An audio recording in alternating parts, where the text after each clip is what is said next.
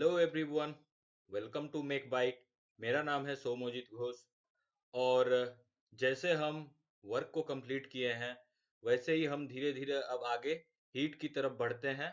और सबसे पहले हीट का बेसिक्स जान लेते हैं और एक फाउंडेशन बना लेते हैं फर्स्ट लॉ ऑफ थर्मोडायनामिक्स पढ़ने के लिए। तो आइए आगे बढ़ते हैं। अब हीट क्या होता है?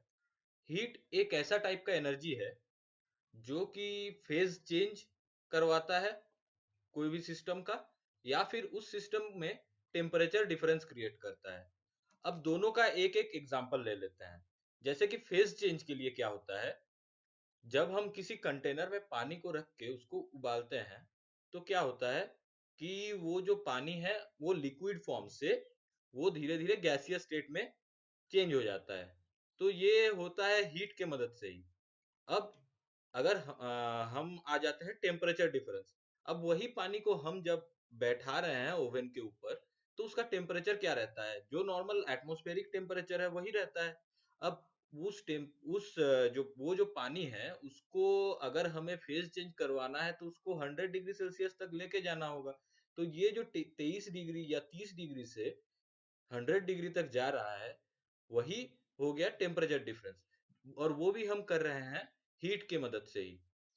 तो अब हीट के बारे में कुछ चीज जान लेते हैं, जो कि हमारा जो छोटा मोटा एग्जाम है वहां पर शॉर्ट क्वेश्चन के फॉर्म में आ जाता है।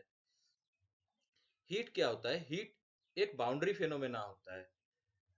और हीट होता है पाथ फंक्शन। और हीट इनएग्जैक्ट डिफरेंशियल होता है।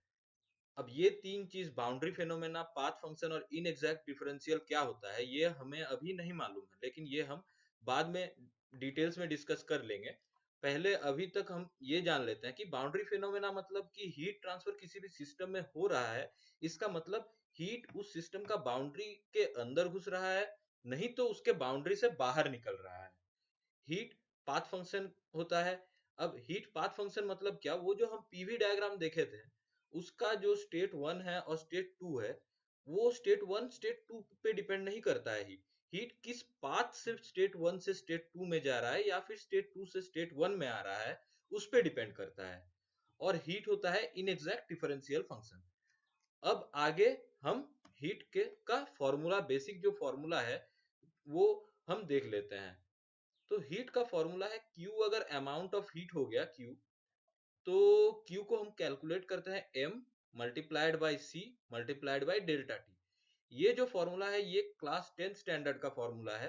अब इसका हर एक टर्म को, लेकिन हमें थर्मोडायनेमिक्स पढ़ने के लिए ये जो बेसिक चीज है इसे भी जानना जरूरी है। तो आइए इसका हर एक टर्म को एक एक करके देख लेते हैं विथ ईच हर टर्म का यूनिट्स। तो Q होता है अमाउंट ऑफ हीट, जिसको हम जनरली थर्मोडायनेमिक्स में किलो जूल से मेजर करेंगे, लेकिन इसका और भी यूनिट्स है, जूल, कैलोरी, एटसेट्रा। अब एम हो जाता है मास। मास मास को हम यहाँ पर केजी से, क्योंकि एसआई यूनिट है केजी, तो केजी से डिनोट करेंगे, मतलब मेजर करेंगे। या मास का और एक यूनिट होता है ग्राम, जो कि हमें सबको पता है। सी यहाँ पर आ जाएगा स्पेसिफिक हीट। स्पेसिफिक हीट ये एक इंपॉर्टेंट टॉपिक है। इसको हम नेक्स्ट स्लाइड में और डिटेल्स में देखेंगे, लेकिन ये जो सी है ये हम जो लिक्विड या फिर सॉलिड के लिए एक सिंगल सी, मतलब सिंगल स्पेसिफिक हीट होता है। और गैसियस के लिए दो स्पेसिफिक हीट होता है। तो स्पेसिफिक हीट को हम मेजर करेंगे kilo joule per KG kelvin से। टेम्परेचर डिफरेंस क्या होता है? टेम्परेचर डिफरेंस ये जो डेल्टा टी है, मतलब हम जब ये हीट, जब हम किसी भी चीज को हीट करेंगे, तो वो जो हीट के चलते जो टेम्परेचर डिफरेंस होगा, वही टेम्परेचर डिफरेंस को यहाँ पर डेल्टा टी से डिनोट किया गया है। अब ये डेल्टा टी का यूनिट होगा केल्विन और अलग से हम सेल्सियस या फिर फ़ारेनहाइट से भी टेम्परेचर डिफरेंस को कैलकुलेट कर सकते हैं। अब आ जाते हैं और एक चीज पे जो यहाँ पर दिया हुआ नहीं है। और एक होता है latent heat. Latent heat phase change के टाइम मेजर किया जाता है, जो कि M multiplied by latent heat हो जाएगा, टोटल हीट सप्लाइड और रिजेक्टेड। अब आ जाते हैं स्पेसिफिक हीट फॉर गैसेस। क्योंकि हम डिस्कस किए हैं कि गैसेस के लिए दो स्पेसिफिक हीट होता है, तो वो दो स्पेसिफिक हीट को हम डिनोट करेंगे सीपी और सीवी से। सीपी होता है specific heat at constant pressure और सीवी होता है specific heat at constant volume. क्योंकि अगर ये एक सिलेंडर है, सिलेंडर और ये पिस्टन,